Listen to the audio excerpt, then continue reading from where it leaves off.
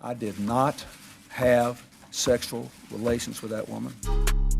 Yes or no? Did you ever take banned substances to enhance your cycling performance? Yes. I had no prior knowledge of the planned assault on Nancy Kerrigan. I am deeply sorry for my irresponsible and selfish behavior I engaged in.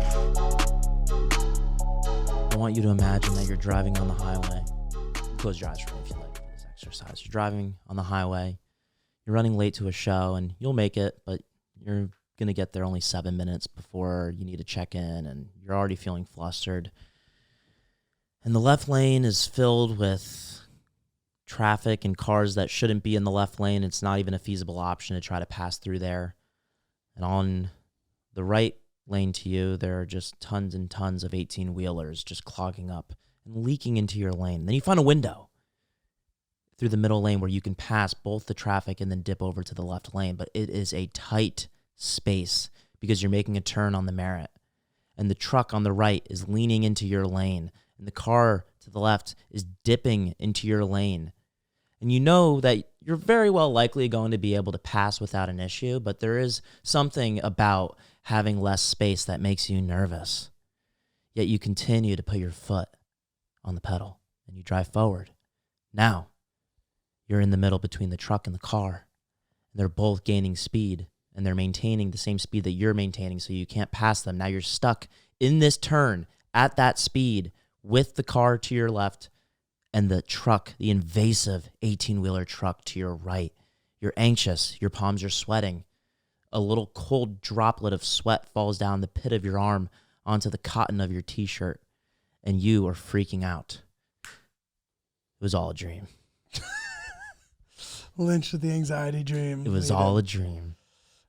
Dude, man, I very much relate to that dream sequence. Although that particular scenario doesn't necessarily give me a ton of anxiety. I'm constantly late or fucking up or like doing terrible things, doing things where I'm like, how am I ever going to like move on with my life after what I've done? Yeah. But then I wake up and I'm like, oh, thank God.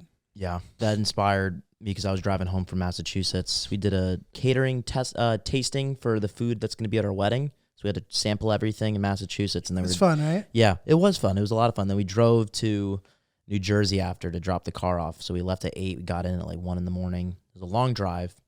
And there was a point on the Merritt where I was nestled between two 18-wheelers. And they were going slow. And one was in the left lane. And I needed to pass, and it was at a turn, and they kept dipping in. They always dip in. And whenever I'm driving by an 18-wheeler, I get anxious. So can you explain the dipping in to me? Because if you're next to them, they're dipping in. Like, that's unpleasant because you're like, can you stay away from me? But like, how does it affect you not being able to change lanes? I feel like I need to stay behind them or I need to pass them. Right. Because they keep dipping into my lane. And I don't feel safe. So are you in front of them or behind them in this scenario? Behind them. Always behind. If I'm in front of them, I don't think about them. And you need to turn. So in theory, you can't slow down and just go behind them? I can, but they're driving slow. Yeah, and I'm not a speed demon, but they're just like they're like the fucking like great whales of the highway. They just take up space, they do what they want to do, and they don't follow the rules. Yes. And I guess the point that I'm getting to is that they need to be better drivers because drones are on their way. And I'd be totally fine with them not having any space on the highway anymore in the next 5 to 10 years if it means that they're going to make us intimidated and they're going to make us uncomfortable from driving because they don't go by the rules. Wait, drones? These 18-wheelers are mostly delivering stuff. So I'll be happy for the Amazon trucks to disappear. Oh, yeah. And I'll fully adopt drones because they don't know how to play nice with us. Yeah. And they're just it's like bus drivers. They just do whatever they want. They're just shoddy and they just do what they want. And I don't appreciate that. Sleep deprived. Like pull over, go away. I just want them to go away. And driving slow is as bad as it's not worse, but like even if you're completely abiding by the rules, going too slow is dangerous in and of itself. Yeah. Like you're on 40. That's why sometimes they have the minimum on the highway too. Yeah. Speed up, dude. Well, it's more the dipping than the speed for me. It's like, are you aware that there's other cars around? Dipping's bad. You can't dip. If I dip, I'm going to get pulled over immediately. I'm going to have a big ticket. Like they're more likely to get pulled over. Why won't they then? Because they're trucks. I feel like they're trucks. They're trucks. Like they're not what can they do? They're trucks. Right, they're just so big. They shouldn't be that More likely big. to They happen. shouldn't be that big. The lane should be bigger. They shouldn't be that big. Until the lanes get bigger, be in your lane. So it stresses me out. I don't like it. I hate it. And then I'm driving all weird, and Victoria wakes up and she's like, "Is everything okay?" And of course, the trucks aren't there by the time she wakes up, and I swear, feel like a big pussy. No, as you should. Yeah. No, I'm just kidding. No, I like driving stuff annoys me too. Yeah. I like there's no drive that if I'm the one driving, I have not yet encountered a drive that I was intimidated by. I've been in like different countries where I'm like, oh man, like this would be crazy. That's daunting. But like being a passenger can feel more intimidating because you just have no control. Yeah. But in this scenario, it's like not I don't know, it doesn't matter. But Yeah. The first time I drove on the highway, I opted not to take the highway when I got my license. So for like a year and a half, I just would take back roads to get to where I wanted to go. And I would say, "Oh, I like the scenic route." But I was mortified of the highway. Mostly because I got pulled over and I got a speeding ticket less than 2 days after I got my license. I was trying to impress my friend. I was going 90 on a 65 and he didn't care. I was the youngest person out of the friend group. Everyone's had their license and I was just trying to make up for lost time and try to be impressive. And I got pulled over immediately, got a ticket. And so I was just like kind of scared to take the highway because I was like, that was dangerous. I shouldn't have done that. So you had already done that and you're like, ooh, like I felt like I wasn't in control. And then you, what do you need? I didn't expect that to be the next step of the story. I just thought that you were like afraid from the get of the highway. Yeah. Well, I guess I was afraid of me. I wanted to go fast. And yeah, it's when Tobey Maguire turns into Black Spider-Man. And so anyway, I didn't drive first year of college. And second year of college, I didn't have a car on campus, so I didn't really drive. I never went on the highway on my own since that incident. And Victoria surprised me. Wait, you never have, or you had never at that point? I had ever since then. I had never driven on the highway. You had never, because that sounded like I have never. Oh, I've never like since. Lynch has never driven on the highway. So I drove on the highway one time before driving on the highway from Hamden, Connecticut to Boston, Massachusetts. And Victoria surprised me with Red Sox tickets. We just started hanging out, and she got us. Did she know about this phobia? No. She would hide it from her. Yankees, Red Sox tickets. We borrowed a car, and I am driving 10-2, shaking, and she was like, "Do you know how to drive?" I like forgot how to drive. And like what sucked about it was like we just started hanging out, so I had to be cool. Yeah. I like cannot be the guy that God. doesn't know how to drive. Bro, and I was like unlocked. Yeah, and I was just like, no, like, it's just like, these lanes are tight. So there's something there, and that's why today I think I'm a great driver. But there's something there today where like we make those turns, those lanes get a little thin for a second, like I start to sweat. I don't like that. Dude, literally the other day, it's funny you mentioned this. Like I posted something where I was like, "Oh, I'm gonna man up and head out in the cold," like clearly just saying it cheekily, and somebody like replied saying that was like toxic masculinity. I was like, "Fuck, dude." And this is a person who I like actually chat with from time to time, and then she was like, "Sorry, like I was having a bad day." I'm like, "Okay, like insane, but right, whatever." Boomer. But I'm about to. It reminded me of this because I'm about to say some shit about traditional gender roles. Dude, if you're a guy and you don't feel comfortable driving, you need to fucking learn how to drive. I knew you'd have a strong opinion. That is not cute at all. Like, if you're a grown-ass fucking man, and bro, you're a college kid, like, you are not part of this societal critique. Let me have it. Dude, I was a college kid. No. But dude, Give if it to I'm me. Yell at me. ever in a situation and like people don't feel comfortable driving or whatever, it's like, bro, you gotta be comfortable driving. Yeah. You just gotta. It's like. Have you been in a situation where someone was a timid yes. Timid behind the wheel? We were driving somewhere and like I drove. It was like me and another dude and two girls, and like I drove the whole time because he was uncomfortable on the highway. Was it his car? No. So it wasn't like, it's a different thing if you have like a car that you don't think can handle it. If like it has too many miles, like that's a different story. But if you're just like scared of driving, bro, like, are you fucking serious? Like, man up. You need to be able to drive around. Yeah. Like, it's really like, dude, another ick. Like, you see a dude and his girl pull up and the girl is driving and he's just sitting there. Bro, Hill Dog doesn't drive. I drive. If we're there, Hill Dog will never drive for a second. Unless I'm physically unwell, Hillary's no longer driving. Yeah. Might as well be Saudi Arabia, our house. I think women can drive there now. But yeah. I agree. I love Vic doing woman stuff, being her own independent person. But when it comes to like carrying bags, when we're taking the train back from Jersey, like I'm carrying all the bags. Like you're not carrying any bags. You can wear your backpack, but like I'm gonna labor over 3 duffel bags and my backpack. And she's like, Ryan, please, like just let me hold one. I was like, nope. I let you 2025 woman it up all the time. This is the one thing like I'm gonna be tradish about. Like that was my one pussy moment on my honeymoon, among many others that I've had in my life. Let's not get this wrong. Just because I'm willing to drive my girl around doesn't mean I don't have my own shit. But did I tell you the story about the backpack on my honeymoon? not a backpack. I think if I didn't mention it, You didn't. okay. So we did a 10-mile hike, and in Patagonia, and we didn't realize at the time how lucky we were to have great weather the entire time. The weather down there is crazy. In Chilean Patagonia specifically, and especially as you start to get way down, like the weather is super volatile, and like you might set out when it's nice out and then it is hailing and you're in the middle of a path and you have 5 miles to go. And like an umbrella will do nothing. Like you're just soaking, but you're in like a raincoat, hopefully. And like, hopefully you have stuff that's close to good enough where you won't get that wet, but you're going to get absolutely crushed. So anyway, we're on this 10-mile hike. We have great weather. And I still have my neck shit with my spine. Mm-hmm. So I don't feel comfortable carrying a backpack, but we wanted to like bring some stuff. So Hillary's like, I'll just wear the backpack. So we have this funny video of her like jokingly pouting, wearing this backpack. And as we set off on this hike, I'm like, should I let the other people know why my wife has the backpack and I don't? Or is that just like TMI? Like, do I not need to do that? And like, it must've been halfway through the hike. We're all kind of getting to know each other. And this older woman literally goes, I got to ask, why is your wife carrying the backpack? And like, everyone was like, yeah. We all start jumping in and like, I explained to them what I just explained to you. And then I'm like, I have a pinched nerve from a herniated disc in my neck. And I'm thinking about getting surgery. So this is a really important moment, this moment. I'll tell you why. Because in this moment, I was really thinking about that. I'm like, you know what? I'll get through this trip and then I'm going to go home and I'll have like a few weeks in February. I'm going to get surgery. And this has gone on for too long. It's been, July it started. Now it's January. I'm still dealing with this. It's just not going away. I'm getting surgery. This woman goes, I used to be a physical therapist. She goes, you should not get surgery.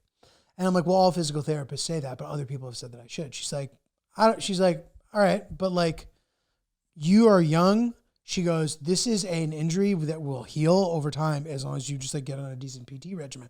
She goes, it sounds like you've plateaued in your current scenario. She goes, you should I actually have a recommendation for you. She goes, call this person. She goes, yeah, she's like, Jeff, doesn't your dentist, I told this part. Yeah, but keep going. We didn't know about the backpack part. Okay. So anyway, you've heard the rest of the story. Anyway, I ended up getting referred to a dentist who was somebody I knew in Patagonia while I was in Patagonia. Crazy. So anyway, the story then, we can leave that part of the story out. I basically summarized it. We don't need the details. But from there, so I made an appointment with that person and I arranged to see her. So they're like, and now I have new insurance, right? I have Hill Dog insurance. So I have more possibilities in theory. I don't need as many referrals, as many this, as many that. More people are in network. So I make the appointment and we call and we start going back and forth. They're like, so we don't take insurance. We're an out-of-network provider, but we will bill the insurance for you and then blah, blah, blah. I'm like, okay, great. So what ends up happening with that is that I have a deductible for out-of-network stuff that's like $3,000. And I guess that appointment on the surface is like $500. So like, we'll give you a discount, but it just goes to your deductible. I'm like, all right, like this is the thing I'm gonna have to do every week. I'm not gonna be able to afford that. So, sorry. So back to the drawing board. I end up finding a place that does take my insurance, a really highly recommended place. And it takes my insurance so much that there's actually no copay. You imagine? I know. So Copay? Copay, no pay. No pay. No pay copay. No pay copay you. So anyway, I show up. There's this young lady who is wonderful and Lynch is laughing at this. She's a young lady who's wonderful and basically immediately is like, you're fine. She's like, we did like a whole kind of quick diagnostic test. She's like, you're going to be fine. She's like, I get that it's hard to sort of approach the next step where you actually need to like start trying stuff. And like other people, like shout out to my boy, Tommy Kern. He's an amazing physical therapist, chiropractor who I've gone to in the past and he's hooked me up and given me a good deal. He has sort of mentioned this to me too, but I knew that like if I were to go to him every week, I was just need to spend a lot of money, even if he was hooking me up. You know what I mean? So I was trying to find a good scenario. Vert Health is the name of the spot. If you're looking for a good chiropractor or PT, hit me up. He's really good. But anyway, so I found this person who I don't have to pay anything, which is incredible. And she basically just she's like, you'll do PT. She's like, if you, and like you're young and where it appears you're at, she's like, I don't think this will affect you at all moving forward. She goes, if you get surgery, 50-50 chance it doesn't stick, and you're going to just be getting surgery constantly to try to make it stick. And I was like, it's kind of like prison, right? Like once you're in the system. She was like, yeah, I guess. Oh, swing and a miss. She gave me a little bit, but anyway, we had a great rapport. It was great. Good rapport. Yeah. Maybe not great rapport. What do you mean? Oh, you judging by that story? No, that I sort of like presented it. We had great rapport. Okay. Between good and great. Okay. How about that? Compromise. So anyway, I feel really encouraged now. Like I just feel like the last place that I was going to, they were solid, but like we just kind of got to a place where it was hard to move forward. Like they got me over the hump in the initial stages, but they were kind of telling me that like I was just needed to get used to living like this, and like I'm not prepared for that. So anyway, just hearing those words from her immediately had like a placebo effect where like I feel great, I feel better. So I'm just excited to like approach this journey moving forward. I want to be playing tennis this summer. Hopefully I'll be like working out and shit, and like I can put this behind me. Yeah, I would say as a man in his 30s, one of the most popular conversation starters that I have when I go to dinner with friends or whatever is people asking me about CBD. They're like, oh, I've been taking CBD gummies and it's really been helping with my sleep or helping with this and that, like with aches and discomfort or whatever. And I love to be like, oh, well, dude, it's funny you mentioned that. We've started working with Cornbread Hemp, who make wonderful CBD gummies. It's my favorite way to take it, and it helps with all the above. You know what I mean? Because those two things are related also. Aches and discomfort, take away from sleep. Also, if you are unable to sort of gently fall asleep, you're more likely to be aware of aches and discomfort. So to me, this is a wonderful way to kind of kill two birds with one stone, so to speak. It's turned into a nightly ritual, which I know you've alluded to before. Yeah. I take the gummy, I sit in bed, chill with my wife. She likes them too. Maybe we'll watch something, maybe we won't, maybe we'll chat. And we sort of gently fall off into the land of sleep, and are able to just kind of gently and harmoniously sleep together and have a wonderful night. So Cornbread Hemp CBD gummies, it is where it's at. Yeah, formulated to help relieve discomfort, stress, and sleeplessness. All products are third-party lab tested. That's great. And USDA organic to ensure safety and purity. They come in a glass jar, Giulio. Yeah, they're beautiful. How legit is that? It makes me feel good. It's great weight. It's great weight. Great weight. Great weight. And just to uncap it and take one, just what a fabulous thing to throw into your routine. The flavors are great. You got watermelon, you got berry. I have the peach.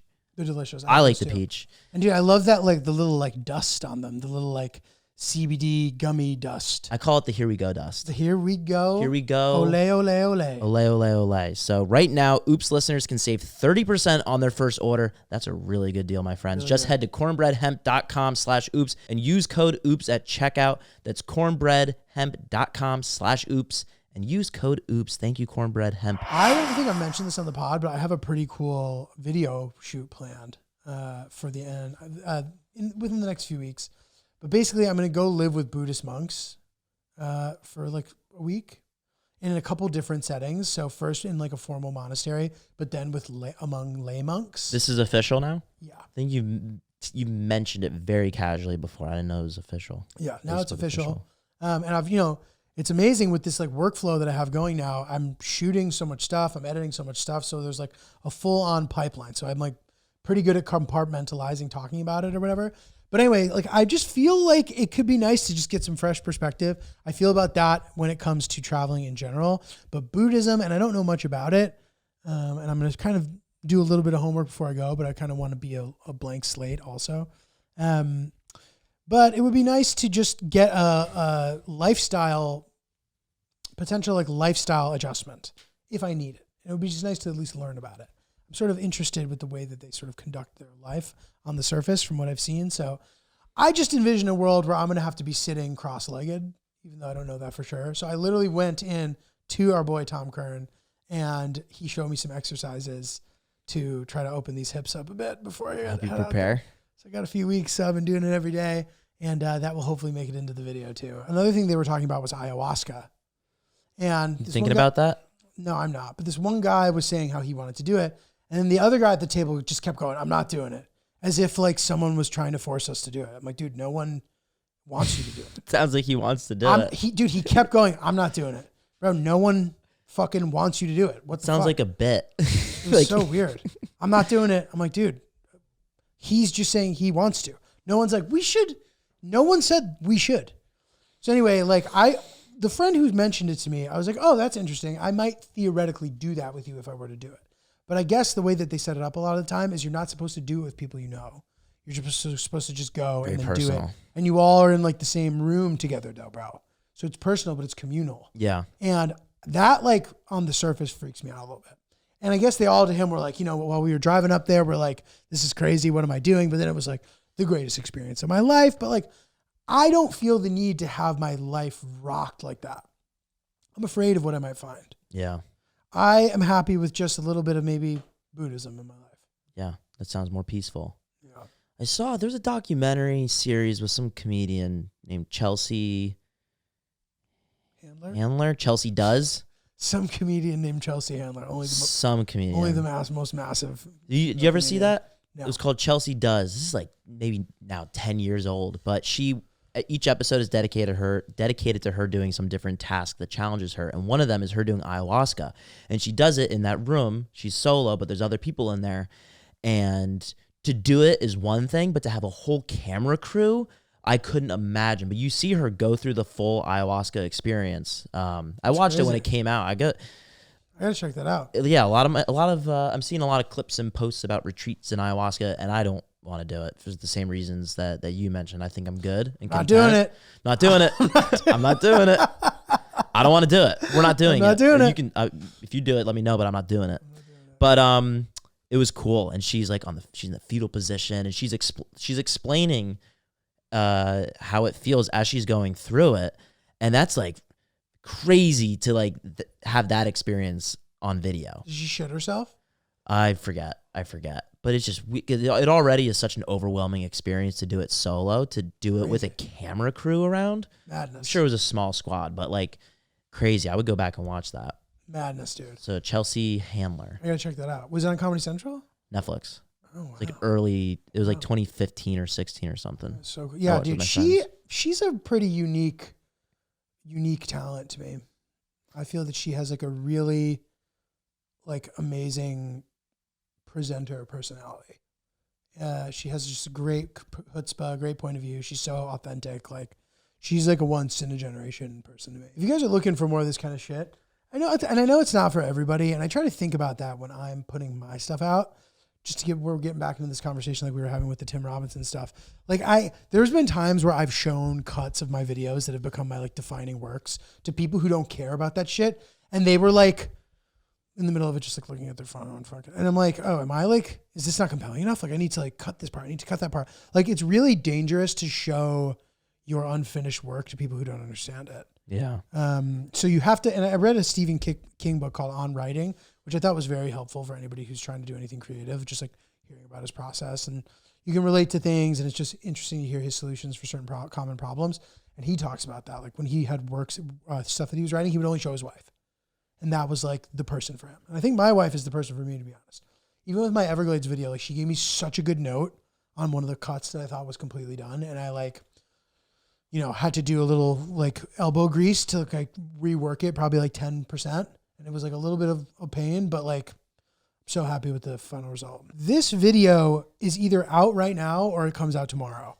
So Today's the 27th. yeah. So we should talk about that video a bit at some point. We don't have to do it this second, but did you have any other thoughts about what we were just talking about? No.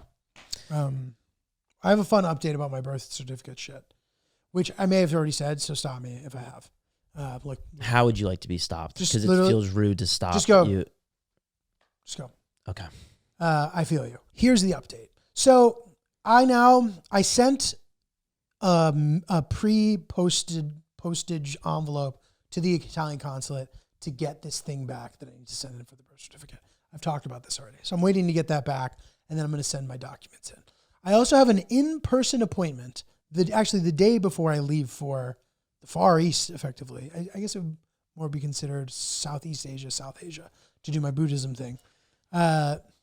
And So I have an appointment just in case. I'm like, whatever, it's an appointment. So it's kind of in the middle of the week. The Italian people, Italy Mondo, they were like, hey, you should try to get your dad to come with you to this, if possible.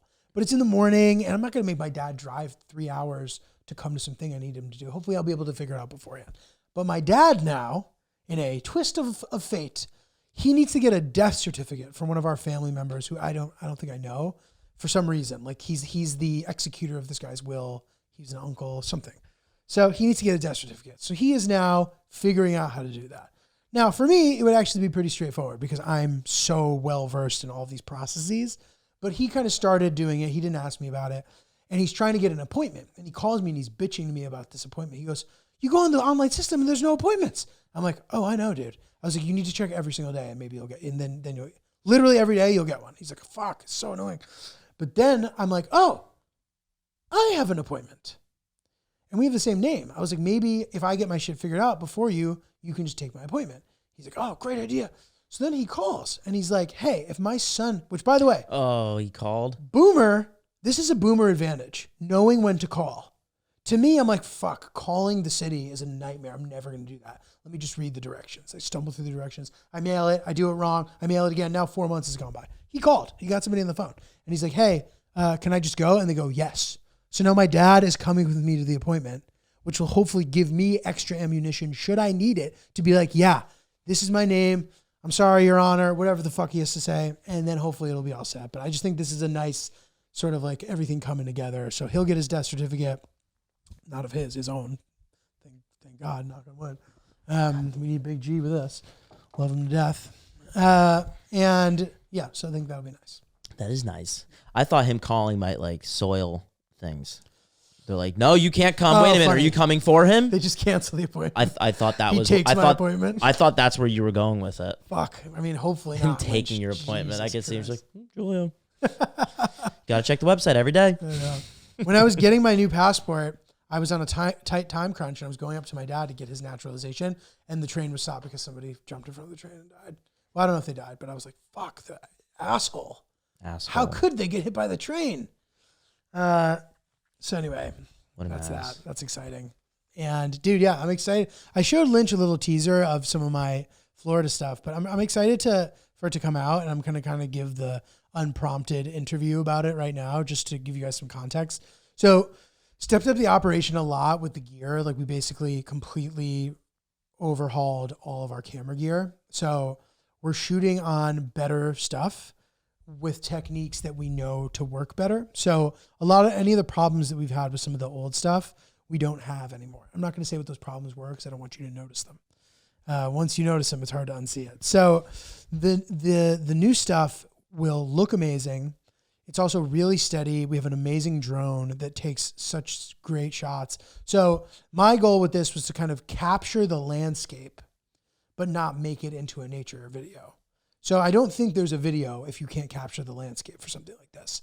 These are these national parks, and especially if it's a national park that doesn't have a just historical angle, like we need to see the vastness, the color, the detail, the animals. So like our goal was to go down there and shoot the shit out of this video.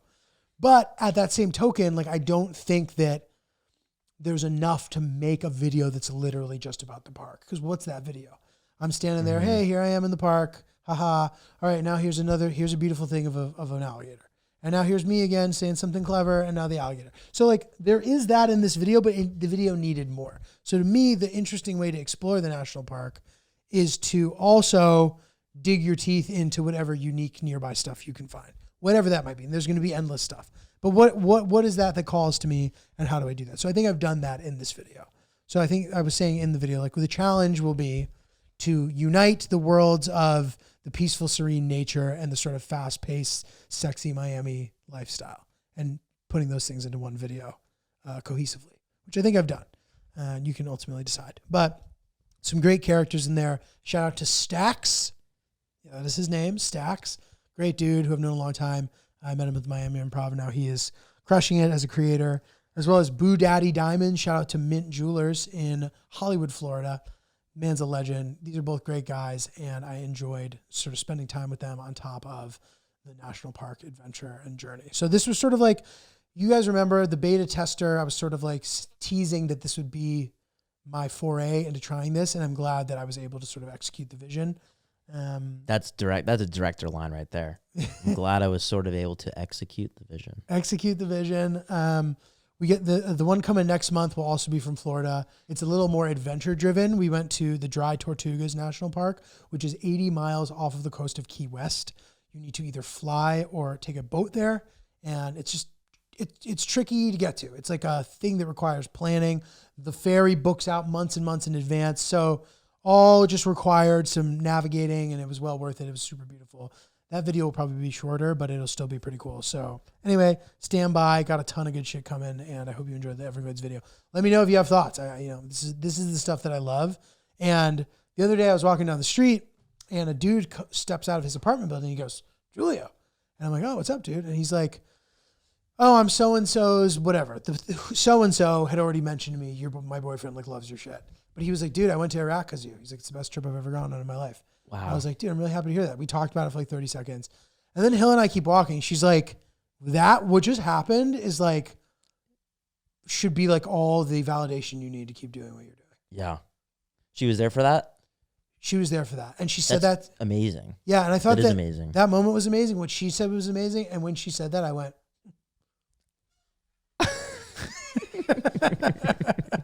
if you're not watching on YouTube, it was me leaning in to kiss her. That's really sweet. Yeah. It'd been cool if did you respond so chill to him as well when he said, "Oh, Giulio," and you're like, "Hey." No, I was like, "Hey, dude." That's pretty chill. I think I think if a person musters up the confidence to say hi to you in public, as long as you're not overwhelmed by it, like it happens to me, but like it doesn't happen to me every single time I leave the house. You know what I mean? A few times a week, maybe, whatever. It's great. It's the amount that I love it. You know what I mean? Guys, if you see me, feel free to come say what up. Like, I am in no way like, please, no photos. Like, I'm nowhere near that. I am not annoyed to talk to people who know about my shit. I want to talk about my shit. I love my shit. Let's talk about my shit, dude. Let's talk about me. Let's talk about me. Me. But no, but like, dude, that is the conversation topic is me. If you're Of course I'm down to talk about me. and what else are we going to talk about? Now, if we use me as a transition to talk about you, that's great. But if you just come up to me and you're like, "Hey, dude, I'm drinking a coffee right now. Who the fuck are you?" You know what I mean? You need to be like, "Giulio, I know who you are." "Oh, okay." Conversation. Me. You. There's a rhythm. You. M before Y. And before Y, Unless you're by. you're by. You could be by my you. By my you and me. My favorite thing when I have a long day at work or I got to focus for a while, throwing in a Lucy. Which, by the way, shout out to Nick Tarini, Barstool in Chicago. He is the man who brought the Mango Lucy into my life. It has become a big staple in my routine, in my anti-anxiety routine, to be honest. And it makes it much easier to kind of just like sit there and focus for a long period of time. It's a nice, soothing, additional thing to throw in. Love the breakers. There's basically like a little capsule inside that you can kind of burst. It's like a fun thing. And I just love the texture of the Lucy. It's different than some of the other pouches. And it's my favorite. And in my opinion, sort of like the most straightforward and most approachable version of the product. So I highly recommend if you guys are into pouches or you're thinking about getting into it, check out the Lucy Breakers. I love mango and coffee. Apple Ice is pretty good too. Yeah, so let's level up your nicotine routine with Lucy. Go to lucy.co/oops and use promo code OOPS to get 20% off your first order. Lucy has a 30-day refund policy if you change your mind. Again, that's lucy.co and use code OOPS to get 20% off. And here comes the fine print. Lucy products are only for adults of legal age, and every order is age verified. Warning, this product contains nicotine. Nicotine is an addictive chemical. I thought that was a really nice thing. And I'm re-entering a space where, and I know I talked about this at the end of the year, and this is a hard initiative to keep going, the thing I'm about to talk about, which is being less focused on the direct results of things and doing things that you're passionate about doing if you feel like you've earned the right to do it. I do feel like I've earned the right to do it. I've tried a bunch of stuff. I've submitted writing packets. I've done acting. I've done all this shit. And I still am open to doing a lot of these things and would like to. But I know that right now my favorite thing to do is to make sick videos about me capturing experiences going around. I think I can do it in a way that is unique. And if it's not completely unique, it's fine. It's just like a high quality product, even if it doesn't perform well in the algorithm, even if I haven't figured that part out, even if blah, blah, blah, people are doing things that are much simpler and getting way more views. I believe in it. Let's do it, right? Easy to say. But now you go out into the world, right? Here I am, Giulio. Oh, my special's about to come out. Oh my God. My special's coming out March 4th. Oh my God. I need to get on podcast. Oh, hey, so-and-so, can I do your pod? I'm promoting my special. And they're like, dude, look, like we would, but like we're pretty booked up till then. And we both know that the reason why they're not saying it is because I'm not big enough to slide me in this moment, to prioritize sliding me in. Yeah. Maybe down the road, you can't have an A-list guest every time. Maybe down the road, he canceled. G had said, I like G. Maybe, you know what I mean? Like there's a fit for it 100%, right? But at that point, you start thinking to yourself, if only my shit was more viral, this wouldn't even be a problem. I'd be collabing with this guy. And now this guy thinks he's better than me. He literally thinks he's better than me. He's behaving like he's better than me. He's not. What if a guy doesn't respond? A guy who was literally sucking my fucking John months before or years before, and now he's bigger than me, and now he doesn't even reply to me. That kind of stuff makes it difficult to stay on the path that is a good one for you. Yeah. Things don't happen overnight. You know what I mean? And I don't fucking give a fuck, dude. Don't have me on your pod. So what? No one will watch my fucking special. Who fucking cares? I think people will watch it, but say they don't. Who fucking gives a fuck? I made a special. I like it. It's good. I'll try to figure out ways to get people to see it still. I'm still going to try. And if people are like, no, okay, you know what? I can only do so many things. And I'm going to make these sick videos and hopefully people will like them. And eventually that will get me to a place where not only, am I able to garner the respect of my peers and to be agile enough to get the things done that I need to get done, but I can also do it in a way where I just feel great about the work. And maybe that takes sacrifice, and maybe that just takes time and stubbornness or whatever it takes. Who knows? But I'm pretty committed to being consistent about it. I'm going to fucking post some stupid thing about myself that's 8 seconds long. I get bullshit followers from it, and then the algorithm changes 3 months. How is that a sustainable plan? Yeah, it's unpredictable. I don't know, whatever. Yeah. Well, we're all very excited. You have us. Well, what do you think about that, what I'm saying? What comes to mind? You're very confident and you know what you want to do and you have the experience to back up the decisions that you make. I know you don't like doing trends and things like that, and that's not your brand, but I wouldn't shut the door on making like a video that might not be the most edited or on brand with the productions and the films that I would say that you're making. Totally. And dude, you're right. And like there's also something where it's like at some point you become stupid. So I'm like, I'm not doing that. Why? You know what I mean? Why are you not doing that? That's stupid to not do that, right? Yeah. You could argue that what I'm saying falls within that umbrella. Now, if you look at my posting behavior, I still do this stuff. I try to post a good amount. I have videos on here where I'm doing stupid shit. I'm rapping in Spanish. I fucking, I'm complaining about bagels. I have pod clips. Like I'm still doing the things. For whatever reason, I haven't been able, maybe if I like stuck to one specific thing, maybe my shit would pop off. Maybe if I posted more regular, my shit would pop off. There is a point where you have to like budget your time well. Maybe I'm not doing a good enough job of that. Maybe I can improve that. I don't know. And as far as I'm pretty committed to trying to make my long form videos the way that I'm doing it. That doesn't mean that I still can't implement some of these other techniques. To your point, if I make, these guys who are traveling and they're posting a ton and it's short form based and their vlogs are like easy, they kind of have the poll and they perform really well. And those are great, all great things, right? Maybe I should do that. I don't know, but I don't want to. So there, I'm going to be stubborn there. Mm-hmm. I like the style that we're doing it. But there are obvious benefits to sort of participating in certain things. Like you said, if I had 100,000 followers or whatever, like that were like active, my life is completely different. There's parts of my life where I'm like struggling or where things are hard, where I'm like trying to pay for shit that's super expensive and figuring it all out. Like maybe I wouldn't have that problem Yeah. if I just figured out a way to do that. Yeah. You don't need to make any sacrifices on your documentaries or how you shoot them. They're absolutely stunning, but just treating Instagram and social media as tedious as it is, and it has often as the algorithm changes, just as a marketing tactic. Totally. Like it's just it's marketing. It's part of the business. And there has to be to be creative, there has to be a foundation of commitment to business, and you can't neglect the marketing aspect of getting your work out there. So if it's, hey, I'm Giulio, like me, like you don't need me to tell you that, but you got to still find some time for that. But I do. And I want you to feel comfortable with this conversation, because like you still need to find time. It doesn't need to be a lot of time. It doesn't need to be like a fully thought out edited video, but you need to get in front of the camera and introduce yourself to people that maybe aren't fully bought in on you. Mm-hmm. And then they'll buy in, and then they won't be bullshit followers. And if they are bullshit followers, when you are selling yourself, they'll leave. And that's good if they leave, because that means that there's space for, like, when you look at your following count in the future, like, these people care about me. These people are interested, and I provide value to them.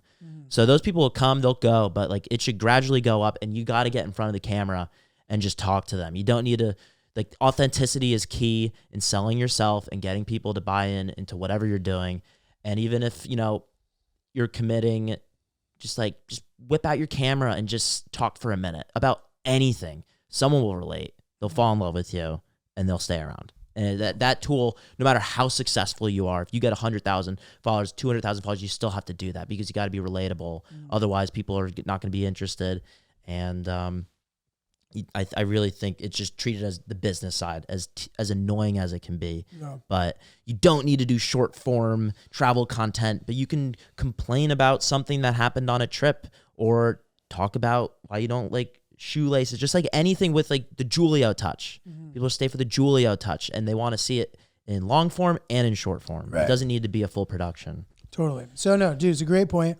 And so I think the thing that I find the most frustrating, like, I'd be totally fine with, I am totally fine, and I do, for the record, I still use all this stuff. But I am fine with the idea that, like, I had been building my Instagram, right, for years. And the way it used to work is you post shit, and the people who follow you see your shit. That was great. That worked really well for me.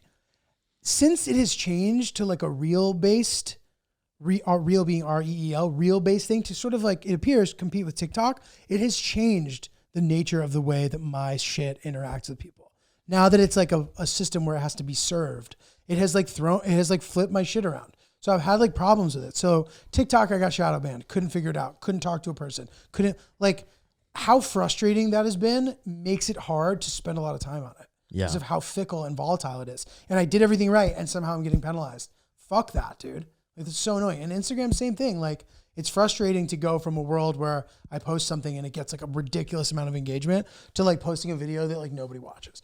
And okay, like maybe the argument is, all right, well, you have to post stuff that's better. I don't know if it's that simple. I think that there's also like consistency, and like, they say the algorithm needs to know who to send your stuff to. Okay. Like, I'm just like struggling to figure that out, to be honest. And maybe it's because I'm old, or I'm getting older, and like I don't know how to do it, or like I don't know how to like whatever, but like I find that frustrating. So I'm like, the YouTube audience is sort of an easier audience to maintain once you have them. So I like the idea of having 20 amazing videos as opposed to having 150 where half of them I don't give a fuck about. And I'm like, and now I'm like thinking about people looking through that, and I'm like, half of these are just like whatever, you know what I mean? Mm-hmm. And the idea that one thing does well, meaning that I should just do it, has been hard for me. And maybe that's like like of me also. Why not? Why not? I know plenty of people who do that, and they're like, oh yeah, this was working, so I ran with it. Why is that so hard for me? I don't know. Yeah. It's the editing, it takes a long time, and so you just got to do less, but you still have to do it. Like, just no editing. Just, this is my Giulio commercial. I'm selling me, and then people, they will flood over to the YouTube. Slow and steady, then it compounds. They will. The ones get as many, like, get out there to as many eyeballs as possible. That's a much better shot of getting a subscriber than to resist making those videos at all. Yeah. Like, you're just like, it's gonna, like, a million people might see it. 20 people might subscribe to your YouTube channel. But that's 20 people that weren't there before. And then they refer it to friends that are like-minded, and then it just compounds. So it's just Instagram Reels. It's a bitch when you put in a lot of time. Just treat it like commercials for yourself, but you got to always advertise yourself. Yeah. Always. That's true.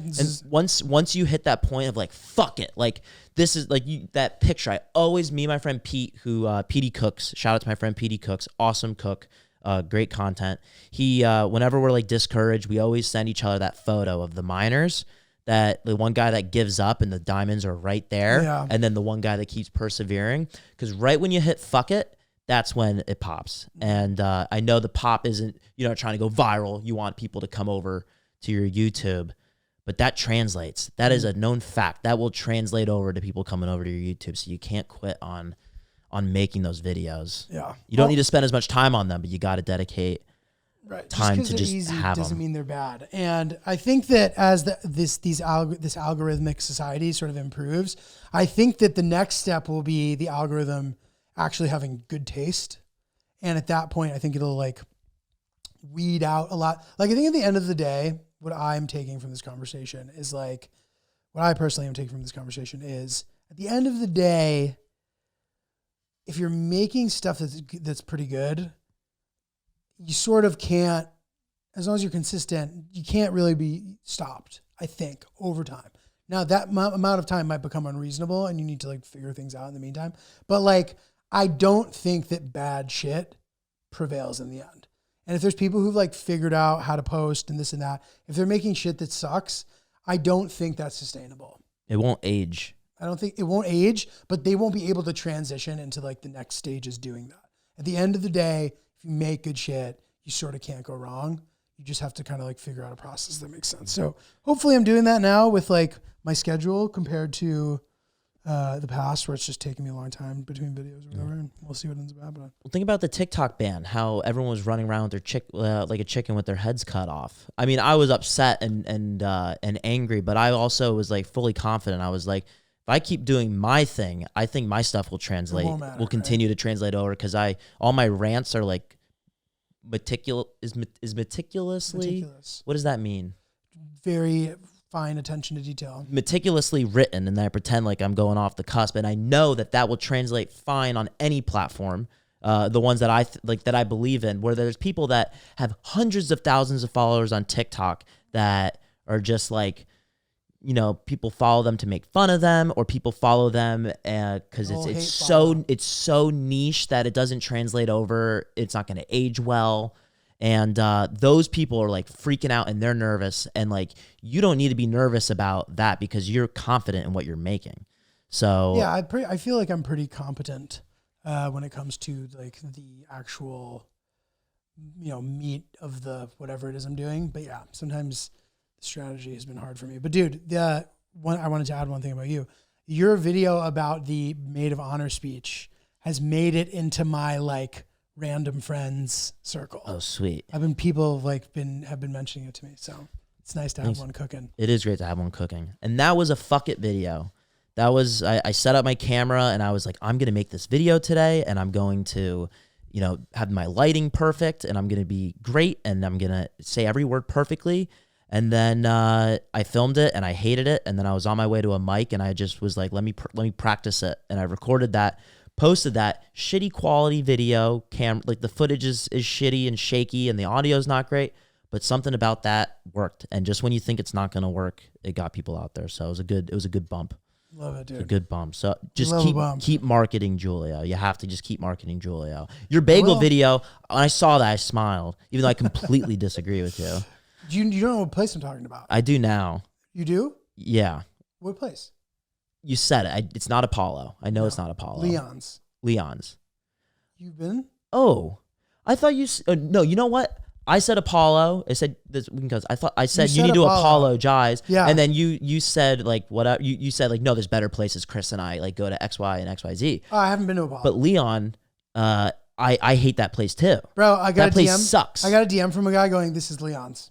I know it for a fact. And it was a bagel page.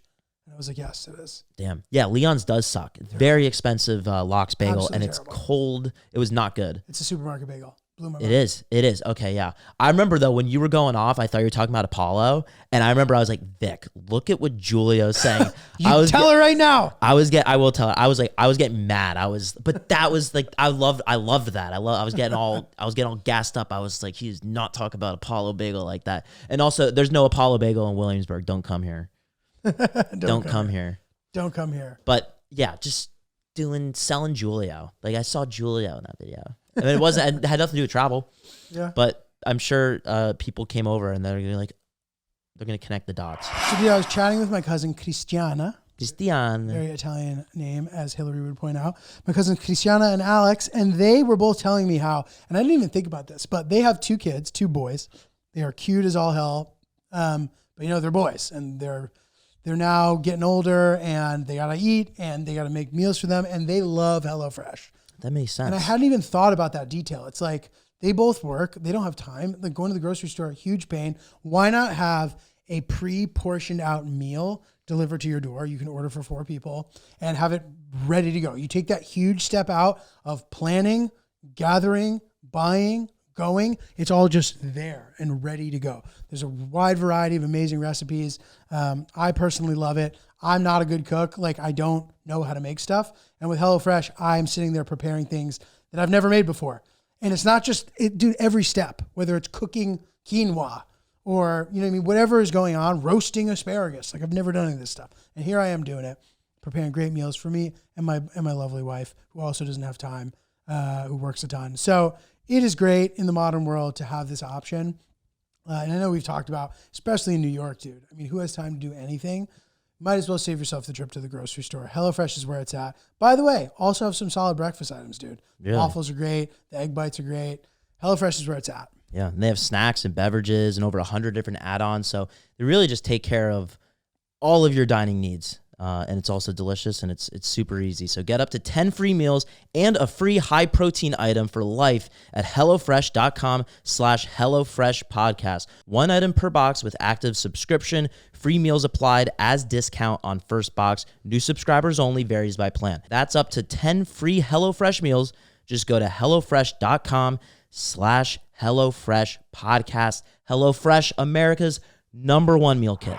I'm excited to start posting my special, clips from my special. That'll be really fun. Yeah. And I hope those will do well. I mean, that's 4K, and the thing that's so nice about it is you don't have to really keyframe beyond the angle changes, which is easy because you can just cut on not to get too inside baseball here, but when you're doing a video and I notice a lot of stand-ups doing slow zooms or they'll punch in really close on their face when they do a punchline. That sounds really tough to get into the habit of doing that on my own. But then a lot of my stand-up videos, I can't get the audio right or this is that. And then it just doesn't end up being usable. So I'm psyched for the special because it'll just be so easy to do 2 of those a week, maybe a travel clip in between and just get on a good posting schedule. Yeah. Shit to post. It's been a year. Yeah. Yeah. For those of you that weren't at the taping, first off, what kind of fan are you? And 2, the camera was on one of those big old thingies, Oh, yeah. a big old thingy, and it forget what was it's moving down, a gimbal, something like that, yeah, but it was a gimbal arm. There's a term for it. But yeah. Yo, Hollywood, dude. Yeah. Very excited to see that, dude. It was Hollywood. So make sure you share it because I want to try to make some money on it. Hundy P. All right. Anything else, Lynch? Special does great. Giulio is the famous guy that maybe doesn't have time to say hi to people like you said right now you were excited about. You walk out of a club after having a killer set. You have time to talk to one person. There's 3 people waiting outside. There's a guy that's a big fan. He's wearing an Oops shirt. There is a older woman who's, she's just there and she's excited to see you and she wants to take a photo with you. And then there is a young dad, in his early 30s with a little girl. And she's waving to you. She's 3. Before any of them say anything to try to sell you on going over to talk to them, because you can only see one, which one would you pick to talk to and take a picture with? I mean, the Oops shirt. Okay. After him? Probably the old lady. Okay. Why not? The child isn't a selling point for you? No, the child doesn't fucking know what I'm up to. Is it a deterrent? No, not at all. When I said child, were you okay, that's 3rd? It's not a deterrent at all. It's just I'm thinking about the people who have given me their time and maybe call me old fashioned, but it's like an older lady. Like I want to show my respect. Like in theory, I have time for the first two for sure. Cause the second one just wants to pick. And then the last guy, I'd be like, dude, I really want to stay in Japa. Like I actually have to go. I'm really sorry. I appreciate you. Like hopefully see you around sometime. What's your name? I don't know. Like something. Try to like give him a second and then I gotta go. But I think it's just nice. It's helpful to be straightforward, dude. And like, it's also nice to be genuine. Like and maybe it's just that I've been in the business forever. Like I can tell when people are fucking full of shit. Even when it's like other fucking people in the business and they're trying to do their thing because they know I'm going to remember this for the rest of my life. I'm like, bro, like you're insincere. I can tell you're a toxic narcissist. Yeah. I'm going to Tampa Bay this weekend and we're going to go to a Yankees game. Sick. And famous GIULIO, Aaron Judge. My niece is going to be at the Yankees game with me, and I want to use her as bait so I can touch him. So I was curious if using her as bait would increase the likelihood of me getting some skin contact with Aaron. So I think it will help you because Aaron has to like preserve his appearance. So like it's good for his PR to be nice to a little girl. Now everybody should be nice to a little girl anyway, but you could use Except you. You could, well, but for me it doesn't matter because nobody's talking about it in the newspaper. Maybe in this situation they are, I don't know. But in which case, if that is the case in this world, I'd give her a quick little ding-a-ling-a-ling, and then I would move on. I'd give her a pound. Yeah, exactly. Would you give me a pound though? I would. You would touch me if you're Aaron? Yeah, I think so. Nice. Now, yeah, if you're in some sort of procession, for you, it's all about positioning. You need to just be in the right place so that, because he's going to have time to say hi to 5 or 6 people.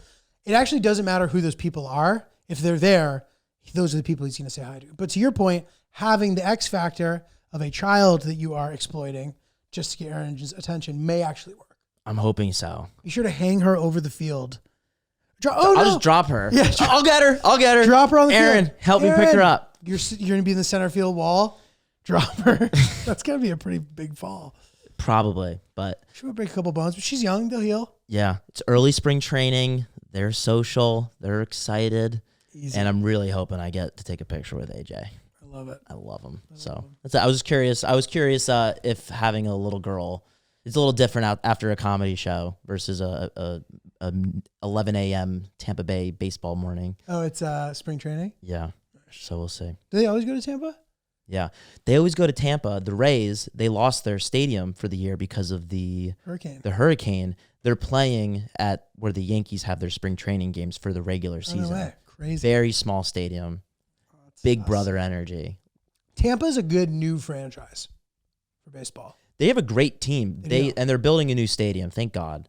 It's a monster truck fart box dirt dome, and the new thing that they're building out is really nice. And it's nice because the people that are in Tampa Bay that have grown up the last like 10 years have seen a successful Tampa team, and now they're actually able to develop a fan base because when they came to be in the early 90s or the late 90s, everyone in Florida, was a fan of whatever team they were at before they moved to Florida for the most part. And anybody that was in Florida when Tampa came or when the Rays came, they had allegiances with other teams. So those kids grew up being a fan of the teams that their parents were fans of. Right. But now the next generation has parents that are taking their kids to Rays games and they're good. So by the time they're adults and they have kids, they will be a Tampa Bay Rays household. And so it's good for them, but it took a long time.